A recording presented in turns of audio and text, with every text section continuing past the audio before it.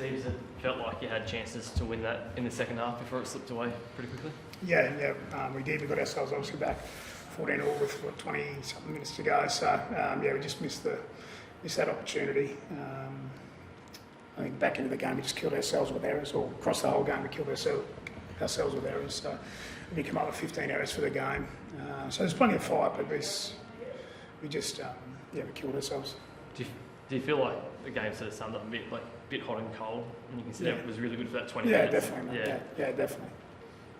We were really good to start that second half. We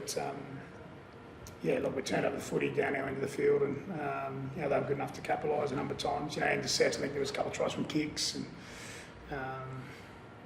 we just put a lot of pressure on ourselves with field position. Obviously, they had a heap more possession. We just weren't good enough to get the job done tonight. I know you had the win over Penrith a fortnight ago before the bye, but do you feel like your football now is? How do you feel that compares to where you were after the first 4 rounds of the competition? It's different. It's different because that's the second time we've played the Sharks. Obviously we thought we'd learned quite a bit from the first time we played them, and we felt as though we could give ourselves a really good opportunity to play well. Where we are from the first month, we won 3 of our first 4. So obviously, I think we won one from our last 4 or something like that. So we need to be better. There's no doubt about it. Can I ask you thoughts on the first half, Sue? His report on the commentary was that told the guys just to flush it and forget it.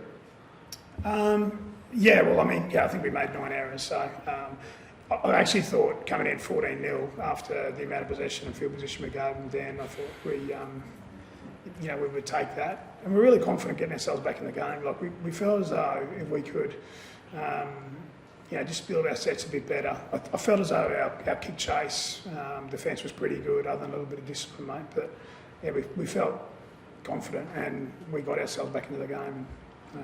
There's just a couple of errors towards the back end. We weren't good enough to defend.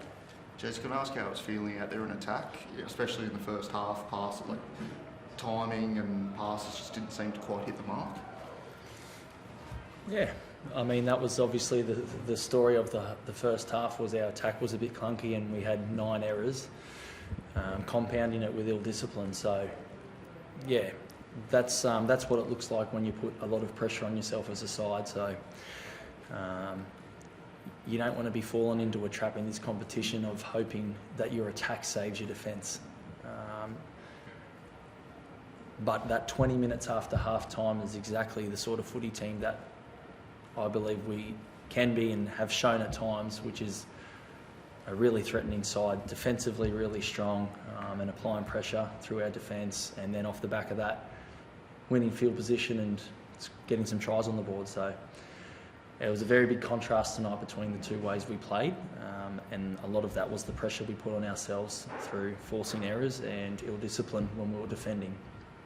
Where you drill into where the clunkiness does come from? Because like you say, there are moments when it looks brilliant and you do have such great attack, but there's others where it just doesn't look that way at all. I'm a really firm believer that your defence and attack are very much linked. And when you're putting yourself under a lot of pressure through defence, you can lead to some really poor attack because then you start to chase the game.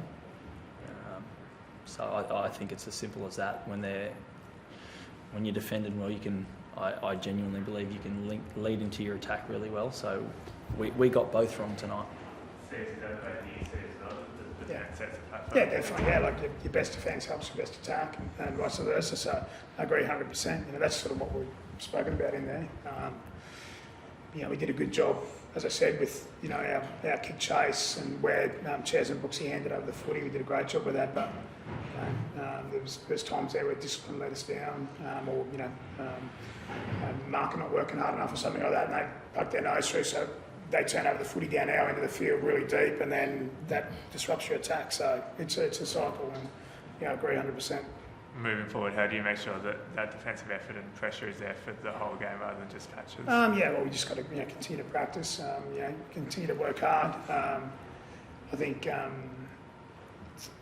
we, as Chair spoke, alluded to, we did it for sort of 20 minutes tonight, but that's not going to beat a team like Cronulla, right? So they've been the top 4 the last couple of years for a reason, and so they made us pay. Yeah, like you saw that towards the end. Even when it was a real contest and they jumped in front 20-14, I still had confidence that we'd come back and get the result that we wanted. But the fence dropped off the back end of the game, and we didn't get another chance.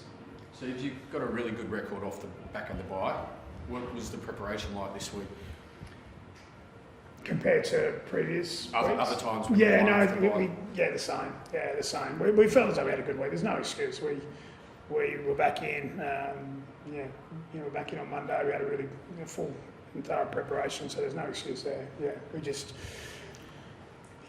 didn't look like we trained during the week at times, but there was times where we looked really good, and that's where we've got to continue to try and close that gap, which is obviously frustrating for us internally and our supporters as well.